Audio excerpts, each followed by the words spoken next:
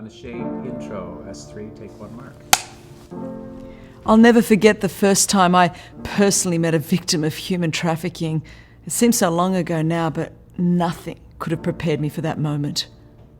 I walked into one of our transition homes at the A21 campaign and I saw a young woman and she was cowering in a fetal position on the floor in a corner. She was shaking uncontrollably and unable to look at me.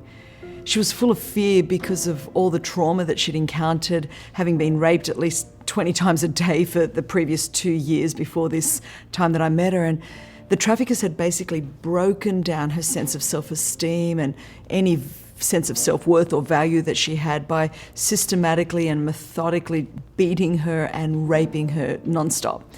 And she now essentially believed herself to be worthless, to be guilty, at fault, like it was her fault. She felt unloved and that she was unlovable.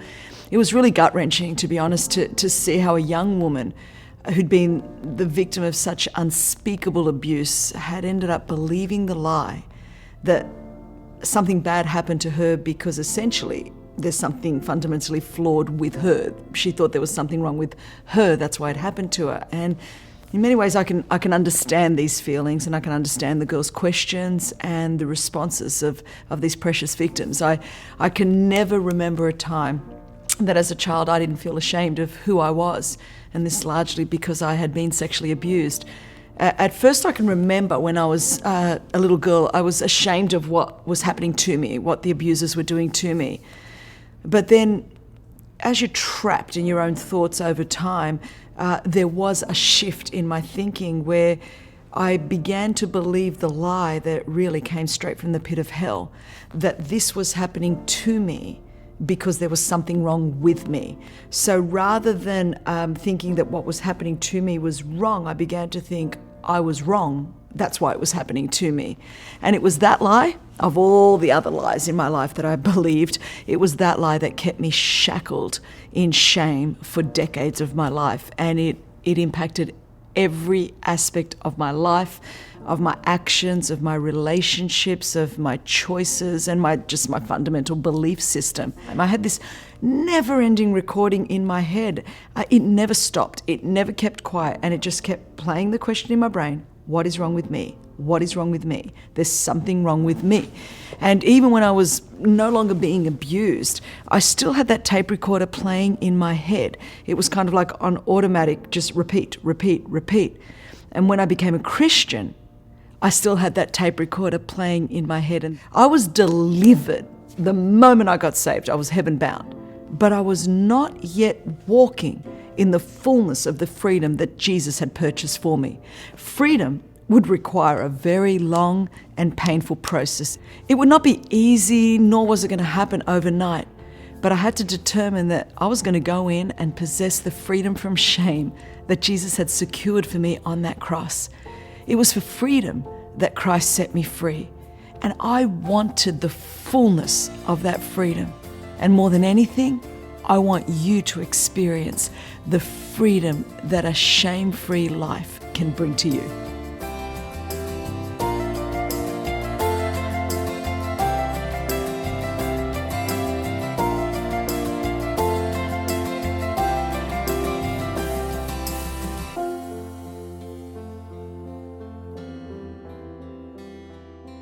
I've discovered that there's a huge difference between living delivered and living free.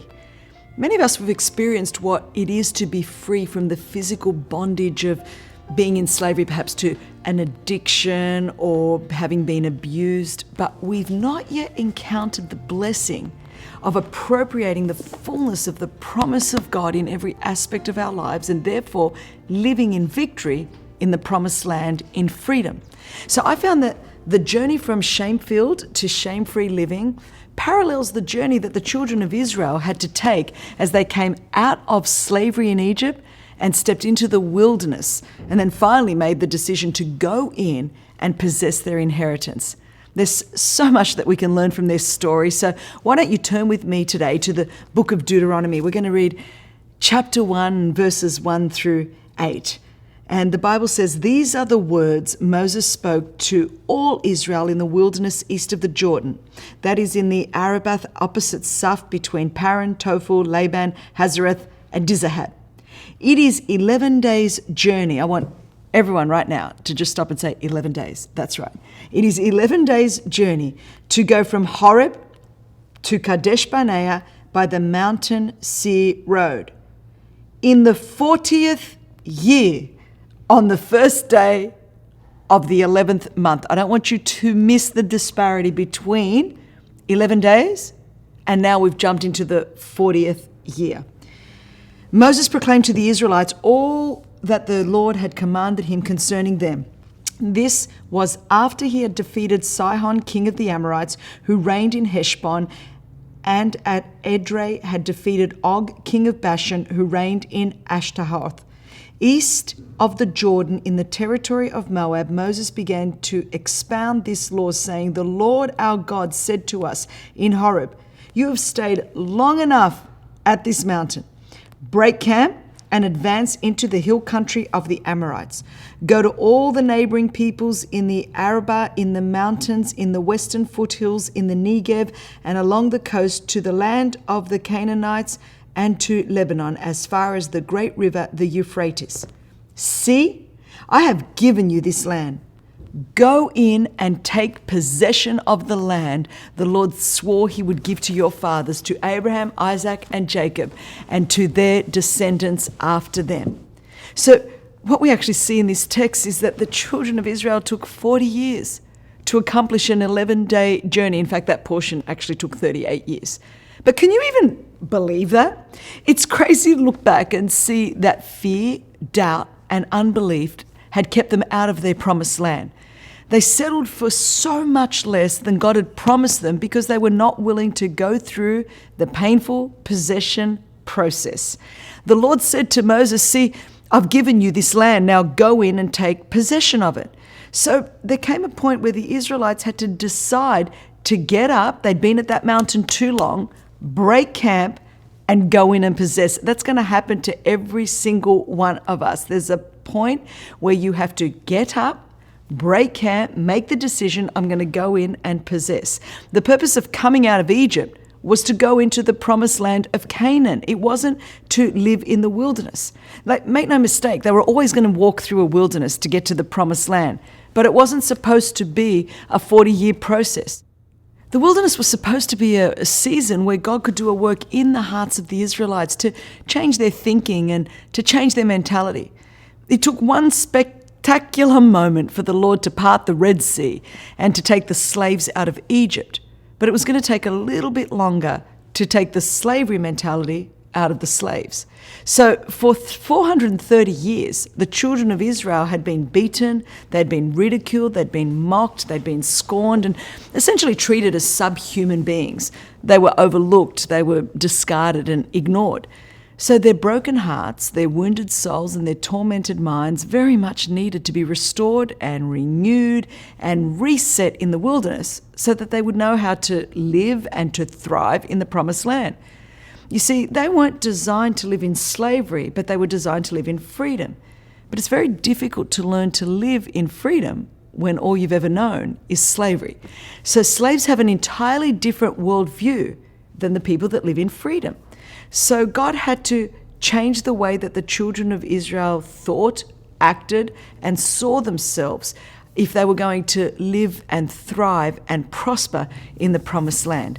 So basically they had to stop learning to kind of just survive and exist and trying to get a victory to learning how to live from victory in the promised land. It's an entirely different mentality that was required.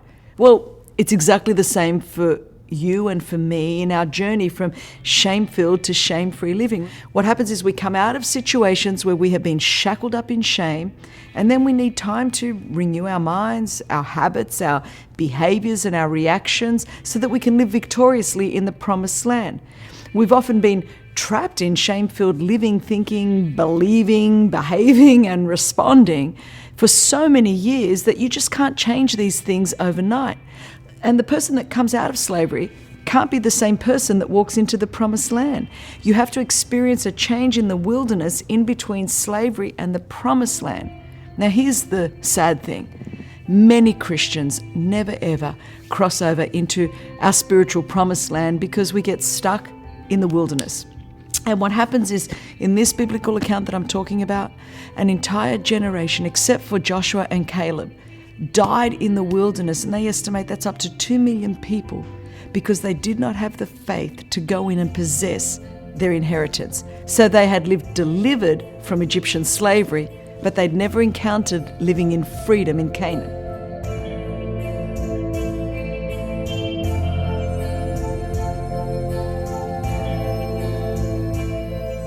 Now, there was a very long season in my life that I too was delivered but not free.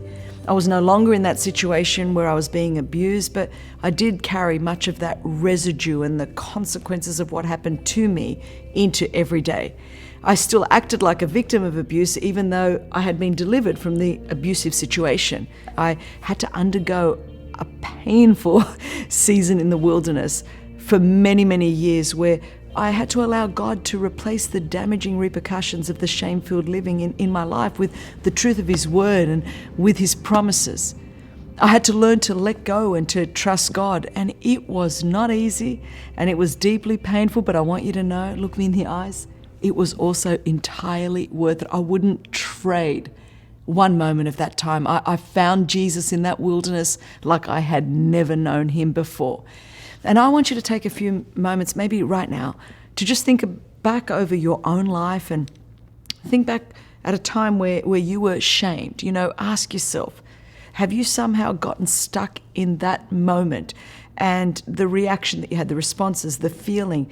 Have you brought that moment into your present moment now? So even though your body's here today, everything about your life, your thinking, your emotions, your heart, your reactions, your responses, the way you believe, the way you live, is it actually still stuck in that moment from your past? Have you allowed one moment, one season, or one chapter of your life to determine your entire life? And the truth is, I speak all around the world and I meet women everywhere who have been stuck in a moment of shame. And instead of bringing that shame to the foot of the cross of the one who bore our shame and leaving it there, they carry a burden with them that they were never designed to carry into each and every day. In a sense, basically what happens is you simply keep doing laps around the same old mountains of shame, of fear, of doubt, of insecurity in the wilderness. You've never made a decision to go, you know what, I've been here too long, to break camp, move forward, and to go in and possess the freedom that Jesus has obtained for you on the cross. You've been delivered from that moment of slavery, but not set free. You're not physically back there, but you know what? You're not really stepping into the future that Jesus has for you in your spiritual promised land. It is astounding when I'm signing books off and how many women, maybe in their late 50s or 60s or 70s, tell me, and perhaps I'm the first person that they've ever shared this with, Christine, I had a baby 40 years ago, nobody knows. And I gave that baby up for adoption and I carry that shame with me. Or Chris, I had an abortion and nobody knows about it. Or I had an adulterous affair. And you know what? They're still stuck in that moment 20, 30, 40, 50 years later because they never brought that moment to the foot of the cross. So they've lived bound, delivered, no longer in that moment, but not free to walk into the fullness of what Jesus has for them. Maybe your marriage failed and your spouse left you for someone else and you've been stuck in that moment that you are unworthy of anyone's love. Maybe you were promiscuous for a season and somewhere along the line, you just have not been able to let go of the shame of that. Maybe you abandoned a child, or maybe you had a failed business venture. The truth is that one moment, that one missed opportunity, that one mistake, that one failure, it does not need to define your life. Your life can be defined by a far more powerful moment, and that's the moment that Jesus Christ died on the cross. You could choose today to go in and possess your freedom rather than keep circling that same old mountain of shame. I want to acknowledge the fact that as long as we're alive on this earth, You and I are routinely going to go through periods where we come out of bondage in one area, and then we need to walk through a spiritual wilderness and unlearn certain things and allow God to fill us with the truth of His Word in other areas, and then walk into the freedom that He has for us. Now, sometimes these seasons are dramatic, like the one I talked about many years ago that lasted for a really long time, and it was all-consuming. But at other times, they are less overwhelming, but still very real. And all of us would love to bypass the wilderness. But I've discovered that despite our best efforts, there are no shortcuts. Remember, I'll keep saying it, there are no drive-through breakthroughs. You've got to go through the wilderness to get into your promised land. There is no easy way through. But Jesus is with you in the midst of the wilderness.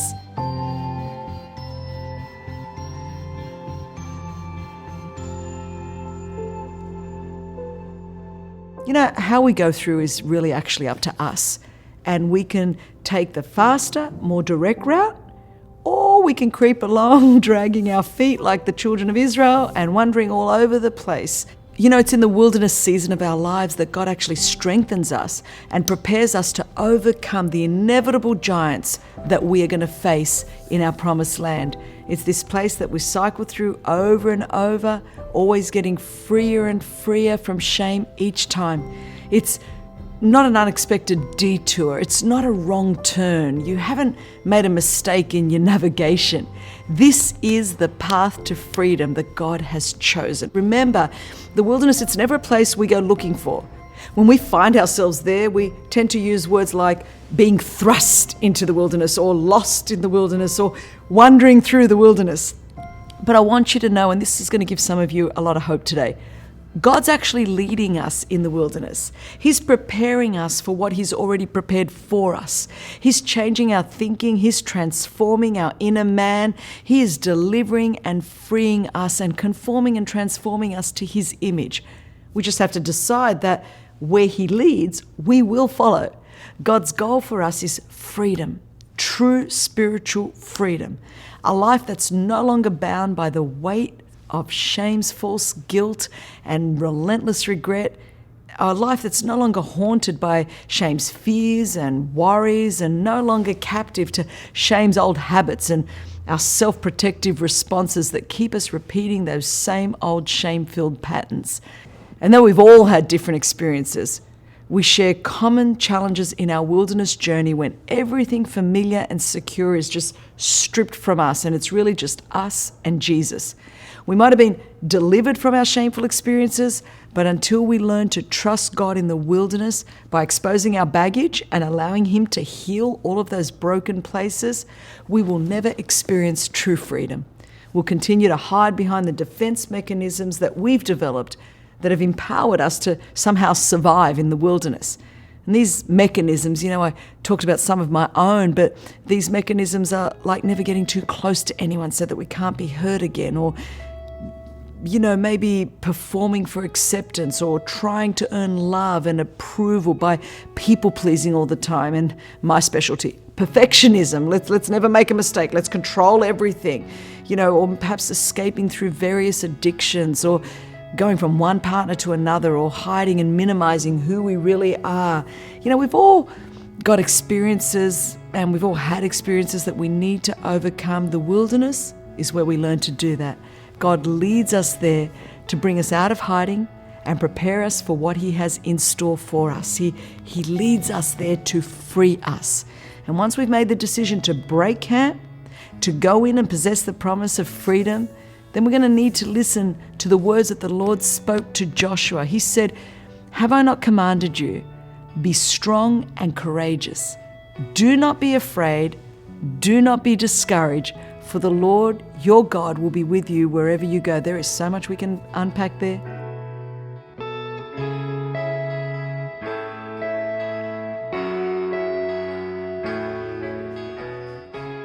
It takes strength and courage to walk in freedom. Shame-free living is definitely not for the faint of heart. It's a lot easier actually to just stay where you are, to not break camp, to keep doing laps around the mountains of shame until you die. That's really where a lot of people live, because that's easier than getting up, making the decision to go in, embrace the pain of recovery, and possess your freedom. Shame is essentially fear-driven. I think that's why the Lord said to Joshua, do not be afraid, because it whispers to us relentlessly. It says to us, no one's going to like you if they knew what you were really like. You don't deserve any better than what you have right now. You know your future is just going to keep being more of your past. You will fail again. You can never change. I want you to know that a life liberated from fear it's one of the most powerful forces on the planet. God wants you to move forward, and it's going to take faith to do that. You'll need to put more faith in what you do know about God than in what you don't know about the future, because you're stepping into an unknown future, but you're stepping into that unknown future with a very known God. God's not given us a spirit of fear, 2 Timothy tells us, but one of love, power, and a sound mind. So I want to encourage you, you can do hard things. It's not easy to drop the baggage of shame. If it was, all of us would have dropped it all by now. But ultimately, it comes back to this. It comes back to trusting the character and nature of God. Do you trust that God is a good God and that He wants to walk into a shame-free future with you, even if bad things have happened to you in the past? I have to admit to you, see, that was a really big hurdle for me to overcome. And it required a lot of strength and a lot of courage on my behalf. Could I trust that a God who seemed to me to allow bad things to happen in my past, could I trust that this God really did have a great future for me? I think once I jumped that hurdle, it was amazing. Because what fear does, fear tries to stop us from getting into the presence of God or from trusting God so that we will never be free. Remember, God doesn't ask us to be totally fearless, but He calls us to be faithful. Do you think you can do that? Do you think that you could be maybe more full of faith than you are full of fear? So you don't have to be totally fearless, just more faithful. Can you do it afraid? Can we be more full of faith than we are of fear? I mean, just a millimeter more? You know, at some point we're going to have to choose to stand up and take that step of faith into the unknown future with a very known God. I want you to know that Jesus is there for you. Jesus will catch you. He will never leave you. He will never forsake you. He loves you. He cherishes you. He adores you. I want to encourage you. Trust Him today and go in and possess your freedom from shame.